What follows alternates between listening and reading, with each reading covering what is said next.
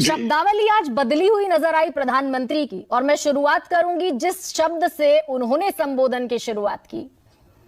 मेरे प्यारे 140 करोड़ परिवारजनों, जबकि अब से पहले ये शब्दावली होती थी, आपको भी याद है, मुझे भी याद है, बल्कि पूरे देश को याद है। मेरे प्यारे देशवासियों, क्या कोई कोड डिकोड किया क्या प्रधानमंत्री ने इस बदली हुई शब्दावली से? समझाइए जरा। मैं तो सिर्फ एक बात कहूंगा कि जिस प्रधानमंत्री ने इस देश की जनता को, इस देश के 140 करोड़ लोगों को अपना परिवार माना हो, जिस प्रधानमंत्री ने कभी नहीं सोचा कि इन 10 वर्षों के दौरान उनको इस देश की जनता के अलावा अपने परिवार के लिए, अपने किसी रिश्तेदार के लिए कुछ काम करना है, किसी अपने घर वालों के लिए कुछ काम करना है। जिस प्रधानमंत्री के रिश्तेदारों की नाम की अगर हम बात करें तो मुझे लगता है कि आप में आज जितने पैनलिस्ट बैठे हैं, जो तमाम शायद उनके बहुत मुखर विरोधी होंगे, वह भी उनके भाइयों और रिश्तेदारों का नाम नहीं बता पाएंगे। और मैं तो कहूंगा कि उनके पिताजी का भी नाम अगर आपसे पूछूं कि नरेंद्र मोदी जी के पिताजी का नाम क्या है, तो मुझे लगता है बहुत सारे लोग नहीं बता पाएंगे।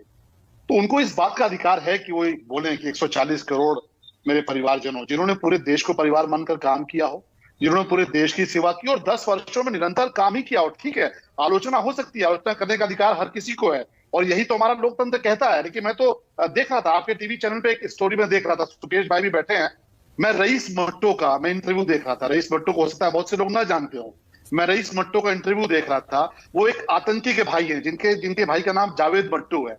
जावेद मट्टू एक खूंखार हिजबुल मुजाहिदीन का टेररिस्ट है, जो पाकिस्तान में, ऐसा क्लेम है कि वो पाकिस्तान में 11 वर्षों से खतरनाक हिजबुल मुजाहिदीन का टेररिस्ट है। और वो 15 अगस्त पे जम्मू कश्मीर के भीतर वो झंडा लहरा रहे थे अपने घर के ऊपर। लोगों ने उनसे पूछा कि भाई आप तो आतंकी के भाई हैं, आप झंडा क्यों लहरा रहे हैं? वो बोले कि हाँ, पहली बार ऐसा हुआ है कि 14 अगस्त के भीतर अपनी दुकान के भीतर बैठ पाया हूं, और मैंने ये देखा है कि इन 5 वर्षों में क्या हुआ है, धारा 370 हटने के बाद क्या हुआ है। तो मुझे लगता है कि पाकिस्तान में जो नरेंद्र मोदी देश के प्रधानमंत्री को अधिकार है, उनको अधिकार है, क्योंकि पूरा देश उनका परिवार है, तो उसमें सब आ जाते हैं शलभ जी। उसमें हिंदू, मुस्लिम, सिख, ईसाई, उसमें देश की 140 करोड़ जनता आती है। बिल्कुल आती है। तो गरिमा जी, आपको लगा क्या मैं भी योजनाएं गिनाना शुरू करूंगा तो आप मुझे शायद वक्त नहीं दे पाएंगी?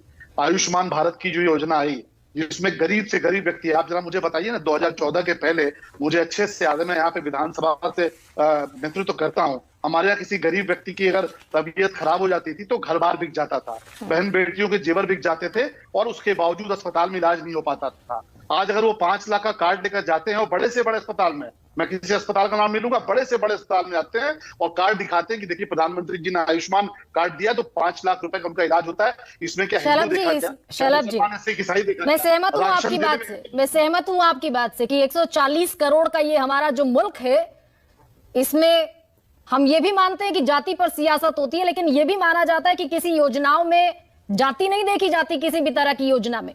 लेकिन मैं 20 करोड़ मुस्लिम मतदाता की अगर बात करूं तो ना तो आप उनको टिकट देते, ना तो आप उनको रिप्रेजेंटेशन देते, और ना वो आपको वोट देते। देखिए, ऐसा मत कहिए। अभी आप उत्तर प्रदेश की अगर बात करेंगी तो आप देखिए कि दानिश आजाद, मैं विधायक हूं और मंत्री नहीं हूं, और दानिश आजाद को विधान परिषद में भेजकर मंत्री बनाया गया है। नहीं, मैं तो 2014 का, 2004 से लेकर 2019 तक का डेटा लेकर बैठी हूँ। 2000 देखिए, पहली बात, आपने टिकट दिया ही नहीं ना। 2009 में आपने महज 4 को टिकट दिया, 2014 में आपने महज 7 को दिया, और 2019 में आपने महज 6 को दिया।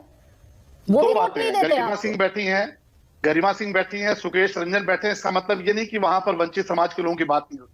मैं आपसे पूछूं कि न्यूज़ 24 में कितने ओबीसी समाज के लोग हैं, कितने दलित समाज के लोग हैं, तो ये बहुत लाजमी। सर, हम देश नहीं चला, गरिमा सिंह बैठी है, शलभ बनी त्रिपाठी, हम देश नहीं चला रहे हैं। हम देश कहाँ चला? की आवाज है, देश तो आप चला रहे हैं। संसद में आप बैठे, तो ये प्रश्न जायज नहीं लगता आपको शलभ मणि जी? मुझे जवाब देने दीजिए, आप बिल्कुल सही कह रही हैं, पर आप भी देश ये प्रश्न जायज नहीं लगता। मैं पूछता हूँ, डॉक्टर कलाम कौन सी बिरादरी के थे? डॉक्टर कलाम को आप मुसलमान नहीं मानती क्या? डॉक्टर कलाम को इस देश में राष्ट्रपति किसने बनाया? संसद, द्रौपदी मुर्मू जी का जिक्र, शलभ मणि जी, संसद का जिक्र 2014, 2019, 2009, और देश के इतिहास में ऐसा पहली बार हुआ कि जो पार्टी चुनकर संसद में आई, जिसने सरकार बनाई, उसका एक भी मुस्लिम सांसद संसद में नहीं पहुंचा। ये पहली बार हुआ देश के इतिहास में।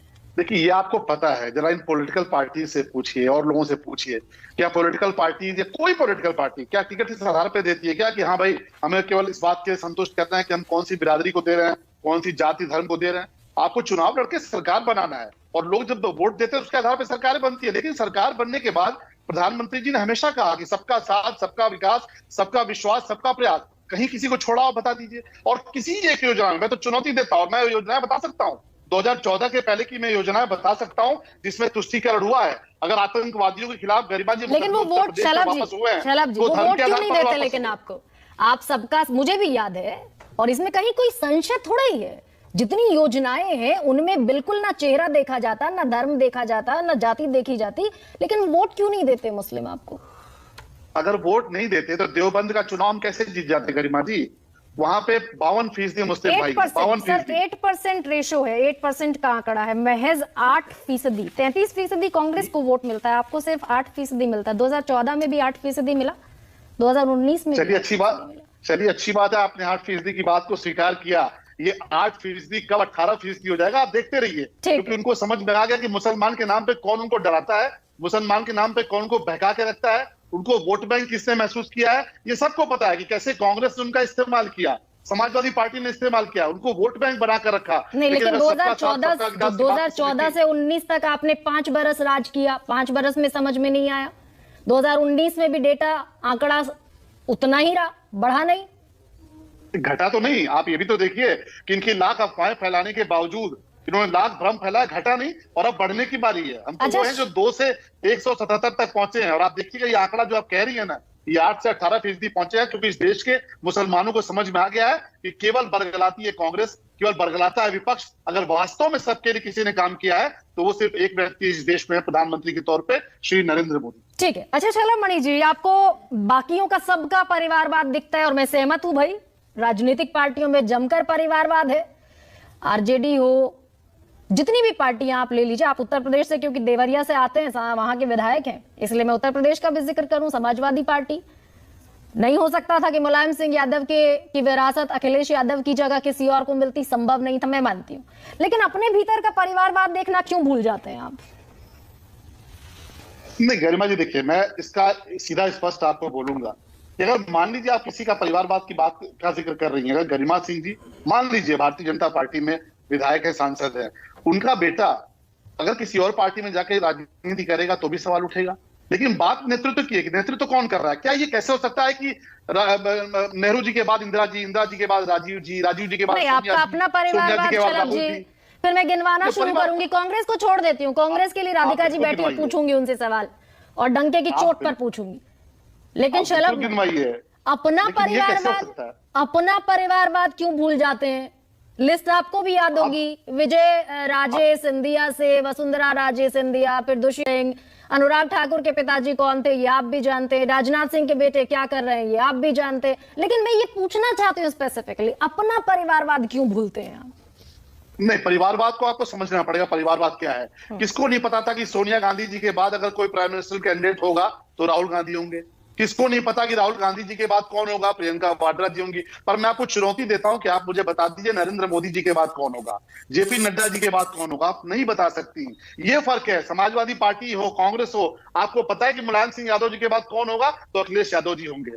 आपको पता है कि इंदिरा जी के बाद कौन होगा तो उनके राजीव जी होंगे, उसके बाद सोनिया जी होंगे। आपके यहाँ भी पता है, आपके यहाँ भी जिसका परिवार है शलभ मणि, जिनका परिवार है उनके बेटे कहाँ होंगे किसको नहीं पता। नहीं, पर आप पद नहीं बता सकती कि कौन किस पद पर होगा। आप ये नहीं बता, अगर आप बता सकती तो मैं आपका सम्मान करूंगा। आप मुझे बता दीजिए कि जेपी नड्डा जी के भी, उनके भी बच्चे हैं, उनका भी बेटा है। राजनाथ जी के बेटे ने चुनाव नहीं लड़ा क्या? राजनाथ जी के बेटे ने चुनाव नहीं लड़ा, गरिमा जी प्रेम कुमार धूमल के बेटे ने चुनाव नहीं लड़ा। बताइए, आप बताते जाइए सिलसिलेवार तरीके से। और आपने तो एक और परंपरा शलभ जी अडॉप्ट कर ली। आप कांग्रेस के जिस परिवारवाद पर, बाकी पार्टियों के जिस परिवारवाद पर आप अटैक करते हैं, आप सबको ले आए। आप रीता बहुगुणा जोशी को ले आए, विजय बहुगुणा को ले आए, ज्योतिरादित्य सिंधिया को ले आए, जितिन प्रसाद को ले आए, आरपीएन सिंह को ले आए, सबको ले आए आप। तो हमारे यहाँ कार्यकर्ता के बहुत से और रीता बहुगुणा जोशी का बेटा समाजवादी पार्टी में, आपको जानकारी होगी कि रीता बहुगुणा जोशी हमारी पार्टी में सांसद है, उनका बेटा समाजवादी पार्टी में है। स्वामी प्रसाद मौर्य समाजवादी पार्टी में, उनकी बेटी हमारी पार्टी में है। तो हम तो कार्यकर्ता भाव के साथ लेके स्वामी आते हैं। प्रसाद आप मौर्य पंकज भी सिंह के आपकी बारे में- पार्टी में आए थे सर। गरिमा जी, पंकज सिंह को आप भी जानती होंगे, सुकेश रंजन यहाँ ठीक है बैठे हैं, सर। 22 साल संघर्ष किया ठीक है, पंकज सिंह ने, चलो, तब एक जाकर सवाल वो शरद रहने जी से नहीं मैं पाए। पूछूं। लेकिन कौन पार्टी का नेतृत्व करेगा? केवल वंशवाद के तौर पर करता होगा तो उसको परिवारवाद कहा जाएगा। जब जनता को पता होता है कि सोनिया जी के बाद कौन होगा, राहुल जी के बाद कौन होगा, प्रियंका वाड्रा के बाद कौन होगा, उसको परिवारवाद कहते हैं। हाँ सुकेश जी पूछिए। नहीं चलो जरा ऐसे पूछ लेता हूं। हाँ, बिल्कुल नहीं मालूम था कि राजनाथ सिंह के बाद अमित शाह पार्टी के अध्यक्ष हो जाएंगे और अमित शाह के बाद जेपी नड्डा हो जाएंगे और जेपी नड्डा के बाद कौन होगा ये तो नहीं मालूम है। लेकिन मैं जरा फेहरिस्त लिख रहा था, ये जब आप बात कर रहे थे परिवारवाद पे प्रधानमंत्री का भी हमला है। आपकी सबसे पुरानी सहयोगी शिवसेना, जो आजकल आपके पास नहीं है, आप कहते हैं कि है, किसकी पार्टी थी? परिवारवाद था कि नहीं उसमें? शिरोमणि अकाली दल, परिवारवाद था कि नहीं उसमें? एनसीपी जिसको तोड़ के लाए हैं, परिवारवाद है कि नहीं? हमारे साथ पैनल पे एलजेपी के प्रवक्ता बैठे हैं, परिवारवाद है कि नहीं? अभी बीजेडी ने आपको बेल आउट किया राज्यसभा में, परिवारवाद है कि नहीं? वाईएसआर ने आपको अभी बेल आउट किया राज्यसभा में, परिवारवाद है कि नहीं? समय ज्यादा हो जाएगा, बाकी प्रवक्ता भी हैं। सुकेश जी, मैं जवाब देना तो चाहूंगा। ये सुकेश जी, मैं जवाब देना चाहूंगा। ये कन्वीनियंट जो परिवारवाद की डेफिनेशन है, इसको कब बदलेंगे? सुकेश जी देखिए, होता क्या ना, ये आप परिवारवाद को जब जस्टिफाई करने की कोशिश करते हैं तो आप इस तरह के तर्क करते हैं। माफ करिएगा, भारतीय जनता पार्टी का कार्यकर्ता अपनी पार्टी की नीतियों के लिए प्रतिबद्ध है। हमारा गठबंधन ठीक है, बिल्कुल है, लेकिन ये उनकी बाकी अपनी परिवारवादियों से पार्टी है। गठबंधन कर सकते हैं, उसमें गड़बड़ी नहीं, वो ठीक है। गठबंधन क्या है? वो देश की पार्टियां हैं, उनको जनता चुनकर भेजती है, लेकिन हमारी पार्टी में परिवारवाद। और अखिलेश यादव कुछ कौन चुन के भेजता है?